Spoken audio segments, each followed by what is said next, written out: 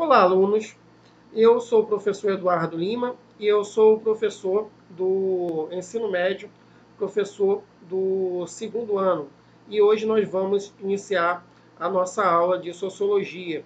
E eu espero que vocês estejam bem, espero que vocês estejam com saúde para poder atravessar esse momento difícil. Eu decidi criar esse canal aqui para fazer nossas videoaulas, porque eu acho que assim vai ser um jeito melhor da gente entender os resumos que eu vou postar lá no sistema, não é? Então eu peço que os alunos que estiverem vendo esse vídeo pelo sistema que também se inscrevam nesse canal aqui. Bom, pessoal, espero que vocês estejam bem, espero que a família de vocês esteja com muita saúde. Não esqueçam de se cuidar nesse momento difícil que nós estamos passando. E hoje eu vou comentar com vocês um resumo sobre a questão da cidadania, política e Estado. O que é cidadania?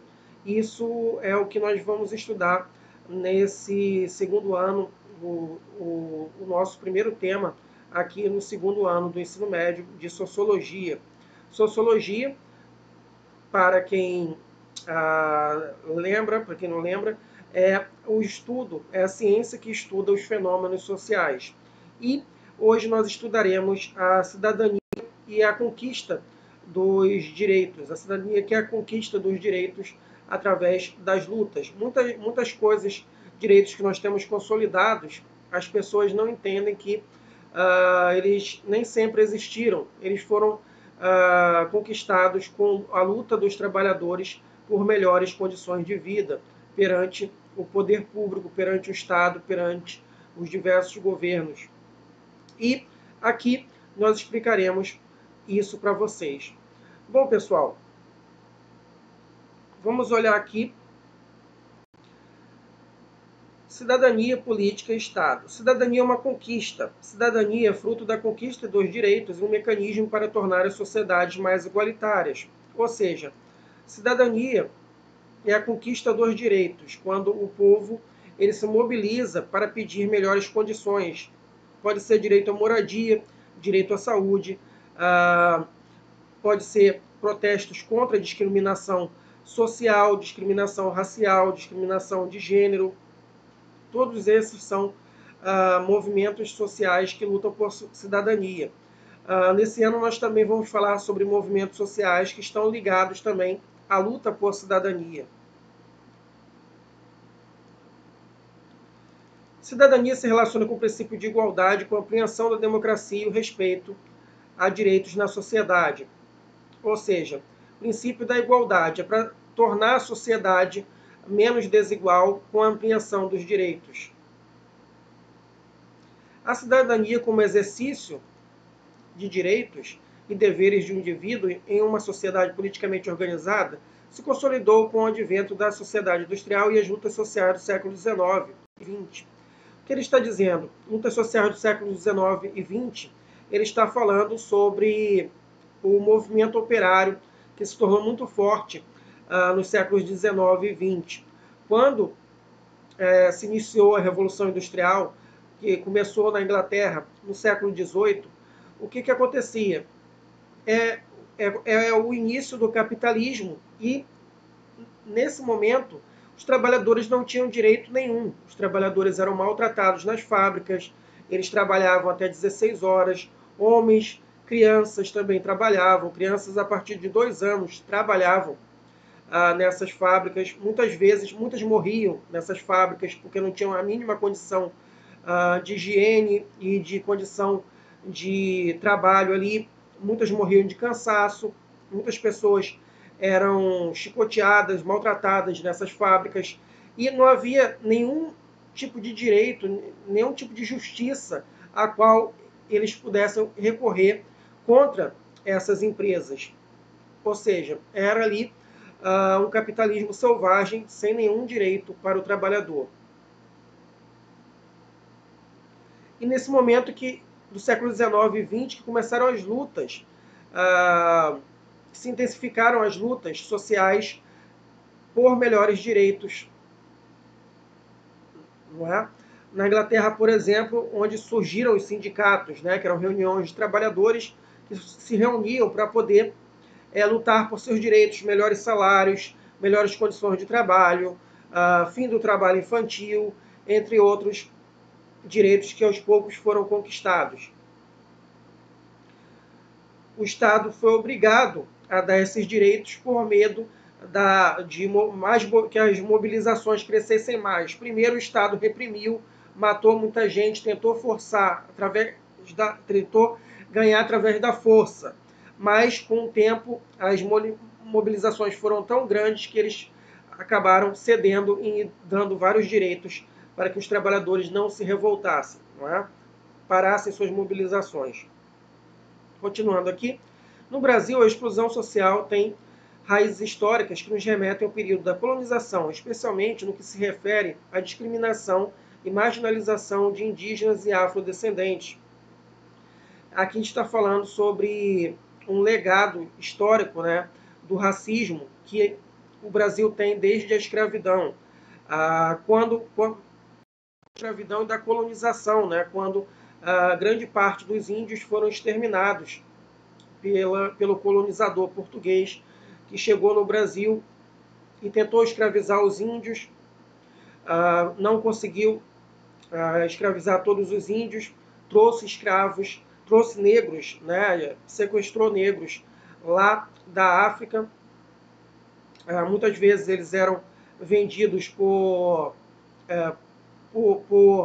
tribos rivais lá da África, que capturavam seus prisioneiros e vendiam para os portugueses. E esses portugueses faziam esse tráfico negreiro, trazendo negros aqui para trabalhar como escravos. E a situação dos escravos aqui era terrível. É uma condição, um tipo de dominação que é bastante... é uma dominação que ela rebaixa tanto o ser humano quanto o próprio trabalho. Não é? Porque, como é isso, rebaixar o ser humano e o trabalho? Porque rebaixar o ser humano é tornar um ser humano, né, o negro escravizado, numa coisa. Ele deixava de ser ser humano, ele era visto como uma coisa, uma propriedade do seu dono. Ou seja, rebaixou a condição dele de humano para coisa. E rebaixa o próprio trabalho, porque o branco ele se via como... não via o trabalho como uma coisa boa. Trabalho era coisa para negro, né? Então, muitas vezes, algumas famílias pobres chegavam a ter escravos, né?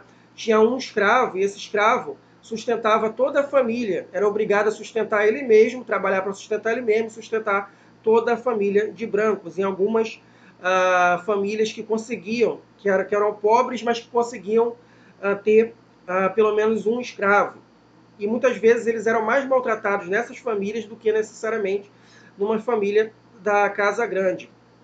E isso é uma coisa que muito triste que tem na nossa história, mas que nós temos que entender, estudar, para sempre lembrar isso como uma coisa que a gente deve repudiar sempre, que é a discriminação racial. Bom, pessoal, continuando aqui. Os direitos legítimos decorrem, da maioria das vezes, da pressão e da mobilização da sociedade civil. Aquilo que eu falei, protestos, revoltas sociais, greves, são mobilizações da sociedade para mudanças e conquistas de direitos. O reconhecimento dos direitos humanos atribuídos aos indivíduos, independentemente de sua etnia, gênero, cor, idade e religião, está previsto e garantido, em tese, nas atuais democracias. Ou seja, ele quer dizer o quê? Em tese, o que quer dizer em tese? É que na teoria está na Constituição dessas democracias, na maioria das democracias, o direito a gênero, cor, idade, religião e etnia. Mas nem sempre esses direitos, na prática, são garantidos. Então, nós temos que lutar por eles. Essa é que é a questão. As reivindicações por liberdade e igualdade para todos apareceram pela primeira vez na Declaração de Independência dos Estados Unidos da América, de 1776, que inspirou a Declaração dos Direitos do Homem e do Cidadão, votado em pleno processo da Revolução Francesa em 1789. Bom, pessoal, independência aqui, 1776, a independência dos Estados Unidos, também conhecido como independência das 13 colônias britânicas, e é chamado, principalmente pela historiografia americana, de Revolução Americana, que foi quando os colonos americanos das 13 colônias britânicas, que é onde hoje fica a costa ali dos Estados Unidos, é uma pequena parte ali dos Estados Unidos, se rebelaram contra a autoridade britânica, contra o rei britânico, contra o parlamento, enfim, contra toda a autoridade britânica, e expulsaram os britânicos de suas terras e criaram o país chamado Estados Unidos da América. Isso aí, apesar dessa declaração dos Estados Unidos da América falar em direitos humanos, lembrando que foi uma revolução que privilegiou apenas os brancos, tá? Mesmo após a revolução, a escravidão nos Estados Unidos continuou e a perseguição e a matança de índios continuou. Então, quando eles falam aqui de direitos do homem, eles estão se referindo ao homem branco, que foi ali os principais beneficiados ali dessa separação dos Estados Unidos do Império Britânico, né? Essa libertação do Império Britânico. E parte dessa declaração inspirou os direitos do homem e do cidadão, que foi na Revolução Francesa. A Revolução Francesa foi a revolução que derrubou o rei, derrubou os nobres e colocou no poder a burguesia. Os nobres, eles eram considerados pessoas de diferentes tipos de pessoas superiores, enquanto quem não era nobre era considerado inferior, ou seja, havia uma diferenciação do tipo de pessoa. E a Revolução Francesa, esses documentos da Revolução Francesa, ele fala dos direitos do homem e do cidadão, no sentido que todos os homens são iguais perante a lei, não é? Essa igualdade quer dizer que não existe um ser humano superior ao outro, que todos os seres humanos são iguais. Aqui não está falando de igualdade de renda, está falando de igualdade apenas de direito. Entre os direitos previstos nesse documento consta o seguinte: todos os seres humanos nascem livres, iguais em dignidade e em direitos, dotados de razão e de consciência, devem agir uns para os outros em espírito e fraternidade. E aqui outro documento histórico importante sobre os direitos humanos é esse aqui. Outro documento histórico que busca garantir a existência dos direitos humanos é a Declaração Universal dos Direitos Humanos, aprovada em 1948 pela Assembleia Geral das Nações Unidas, ONU. Essa data é muito importante, pessoal, 1848. Quem é bom de história vai se lembrar. O que aconteceu um pouco antes de 1948? Aconteceu o fim da Segunda Guerra Mundial e o fim do nazismo, o fim do Hitler, né, do Império do Hitler, o fim da Alemanha nazista. A Alemanha foi derrotada e se descobriu as atrocidades que os nazistas fizeram contra os judeus e contra diversas outras etnias que existiam na Alemanha. Se fala muito dos judeus porque eles foram a principal etnia perseguida pelo governo nazista, mas o Hitler perseguiu outras etnias, perseguiu pessoas que lutavam contra eles, perseguiu os comunistas, perseguiu os testemunhas de Jeová, entre outros grupos sociais e outras etnias que não aceitavam ser dominados pelo Hitler, né? Que ele queria também exterminar, não é?